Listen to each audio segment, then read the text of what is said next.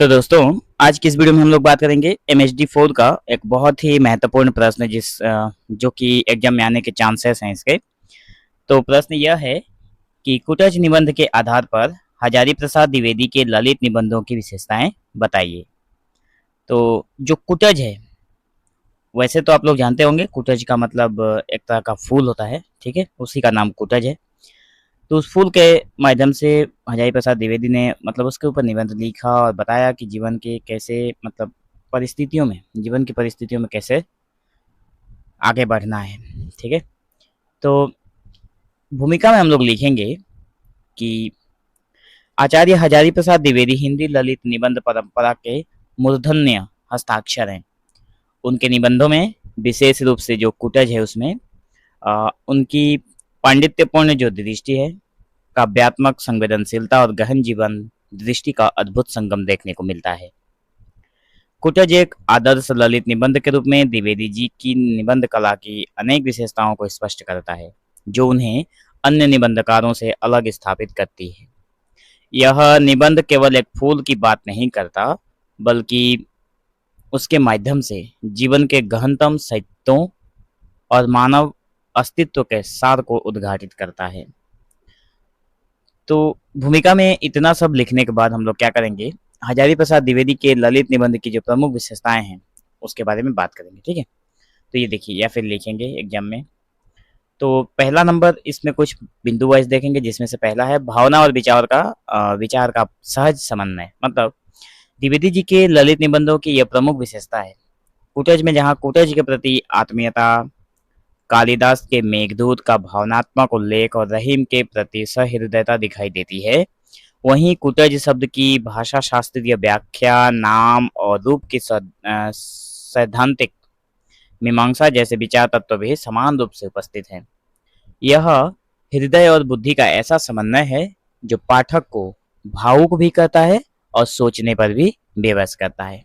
जब आप लोग कुटज पढ़ेंगे निबंध, तब जाकर आप लोगों को ये सारी चीजें समझ में आएंगी कि क्या क्या लिखा हुआ है इसमें। ठीक है।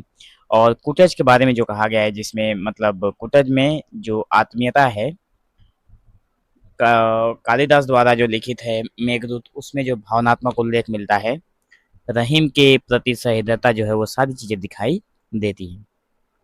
दूसरा नंबर बिंदु है व्यक्तित्व की स्वच्छंद, आडंबरहीन और आत्मीय अभिव्यक्ति। मतलब कोई दिखावा नहीं है इसमें, जो है रियलिटी है।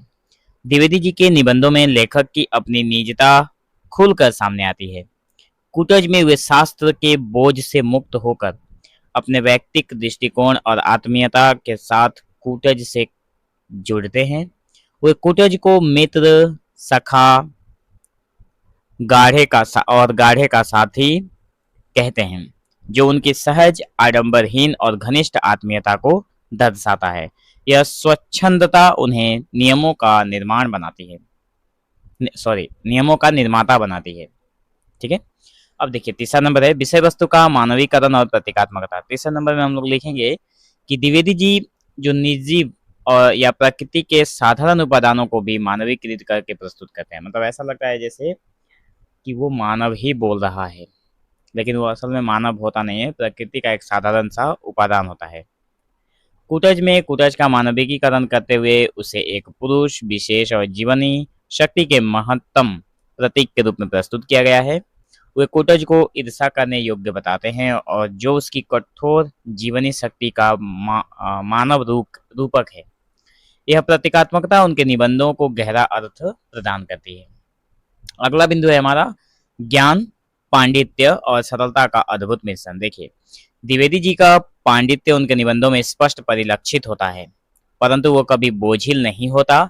कुटज में कुटज शब्द की व्युत्पत्ति, भाषा परिवार और ऐतिहासिक संबंध पर शास्त्रोक्त मीमांसा के बावजूद प्रस्तुति इतनी सरल, सरस और प्रवाहमयी है कि पाठक पर ज्ञान का बोझ नहीं पड़ता। वे जटिल विचारों को भी सहजता से प्रस्तुत करते हैं। ठीक है। अब बात करेंगे हम लोग भाषा का लालित्य, प्रवाह और सारगर्भिता। देखिए, द्विवेदी जी की भाषा में अद्भुत लालित्य, प्रवाह और गतिशीलता होती है।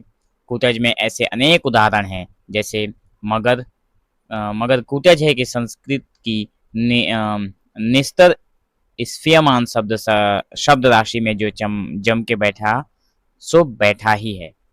ठीक है, मतलब कुटज जो है वो संस्कृत की निस्तर स्फीयमान शब्द राशि में जो जम के बैठा है सो बैठा ही है। उनकी भाषा में काव्यात्मक सौंदर्य, मुहावरेदार प्रयोग और जीवन की गहराई होती है जो उसे सारगर्भित बनाती है।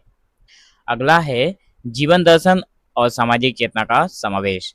द्विवेदी जी के ललित निबंध सौंदर्य चिंतन का एक सीमित सौंदर्य चिंतन तक सिर्फ सीमित नहीं रहते, बल्कि गहन जीवन दर्शन और सामाजिक चेतना को भी अभिव्यक्त करते हैं।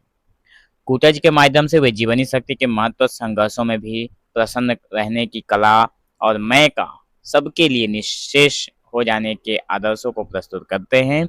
यह निबंध उनकी सामाजिक मान्यताओं और हृदयानुभूति का विचार कोश बन जाता है। विभिन्न साहित्य रूपों के गुणों का समावेशन। देखिए, द्विवेदी जी के ललित निबंधों में कई साहित्य रूपों के गुण एक साथ मिलते हैं। कूटज में जीवन की वास्तविकता, कहानी की संवेदनशीलता, जैसे कूटज की कहानी जैसा जीवन, गद्य काव्य की भावातिशयता, ठीक है, महाकाव्यों की गरिमा मतलब अपने लघु आकार में, और विचारों की उत्कृष्टता, सभी कुछ एक साथ प्राप्त होते हैं। अगला बिंदु है हमारा कि विषय वस्तु के साथ एकात्मकता। मतलब देखिए, द्विवेदी जी ने अपने विषय वस्तु से इस हद तक जुड़ जाते हैं कि ऐसा लगता है मानो वो उसकी काया में ही प्रवेश कर गए हों। दोस्तों, मैं बीच बीच में आप लोगों को अभी मतलब ये पॉइंट समझाना या फिर समझाने की ज़रूरत महसूस नहीं करता हूँ, क्योंकि बहुत सारे बच्चे कहते हैं कि सर हम लोग कोई नर्सरी के बच्चे तो हैं नहीं जो आप हमें इतना तोड़ मोड़ कर समझाते हो। ठीक है, तो ये सारी चीज़ें बहुत ईजी हैं, इसलिए इसको ज़्यादा समझाने की ज़रूरत नहीं पड़ती है। ठीक है, तो देखिए आगे क्या लिखा हुआ है कि उसकी काया में ही प्रवेश कर गए हों, जिसे पराकाय प्रवेश कहा जा सकता है। पराकाय मतलब दूसरे के शरीर में घुसना। ठीक है, तो परकाय, काय का मतलब होता है, काया का मतलब बदन होता है। ठीक है, तो कुटज में वे कुटज के भीतर से अपनी वाणी प्रभावित करते हुए प्रतीत होते हैं। जीवन जीना चाहते हो तो कठोर पाषाण को भेद कर, मतलब जिस तरह से कुटज जो है पत्थर को भेद कर उसके बीच से पनपता है, ठीक उसी प्रकार हजारी प्रसाद द्विवेदी या फिर कुटज जो है वो कहता है हजारी प्रसाद द्विवेदी के मुख से, मतलब हजारी प्रसाद द्विवेदी ने कुटज के ऊपर लिखा है, तो बता रहे हैं कि जीवन अगर जीना चाहते हो तो कठोर पाषाण को भेद कर अपना भोग्य संग्रह करो। यह एकात्मकता निबंध को अत्यधिक अंतरंग और प्रभावशाली बनाती है। रागाश्रित व्यंजना और पाठक से आत्मीय जुड़ाव। देखिए, द्विवेदी जी के निबंधों की व्यंजना रागाश्रित होती है, जो पाठक के हृदय को सीधे स्पर्श करती है। कूटज में लेखक की कूटज से आत्मीयता पाठक की आत्मीयता बन जाती है। यह रागाश्रित व्यंजना पाठक को आकर्षित करती है और उसे निबंध में पूरी तरह से समाहित कर लेती है। आडंबर पूर्ण सहजता में गहन चिंतन का प्रकाशक। देखिए, द्विवेदी जी के निबंध आडंबरहीन होते हैं और सहजता में ही संपूर्णता पाते हैं। कूटज का विषय अत्यंत सूक्ष्म और गहन है, लेकिन उसकी प्रस्तुति इतनी सहज और प्रसन्न भाषा में की गई है कि वह ललित निबंध का मानदंड बन जाती है। यह सहजता ही उनके चिंतन को अधिक प्रभावी और ग्राह्य बनाती है। ग्राह्य का मतलब होता है ग्रहण करने योग्य। ठीक है, अब देखिए निष्कर्ष के तौर पर हम लोग लिखेंगे कि संक्षेप में आचार्य हजारी प्रसाद द्विवेदी के ललित निबंध विशेष रूप से कूटज भावना और विचार के अनुपम समन्वय, आडंबरहीन आत्मीय अभिव्यक्ति, गहन जीवन दृष्टि और भाषा के अतुलनीय ललित्य के कारण हिंदी साहित्य में अद्वितीय स्थान रखते हैं। वे प्रकृति और मानव जीवन के सूक्ष्म संबंधों को गहरी अंतर्दृष्टि के साथ प्रस्तुत करते हैं। पाठक को सौंदर्य, ज्ञान और प्रेरणा के एक साथ दर्शन कराते हैं। कूटज अपने लघु आकार में एक महाकाव्य की गरिमा समेटे हुए यह दर्शाता है कि कैसे एक साधारण विषय के माध्यम से भी उच्चतर मानवीय आदर्शों और शाश्वत सत्यों को अभिव्यक्त किया जा सकता है, जो द्विवेदी जी की निबंध कला का चरम उत्कर्ष है। तो दोस्तों, मिलेंगे हम लोग एक नए वीडियो में, तब तक के लिए धन्यवाद।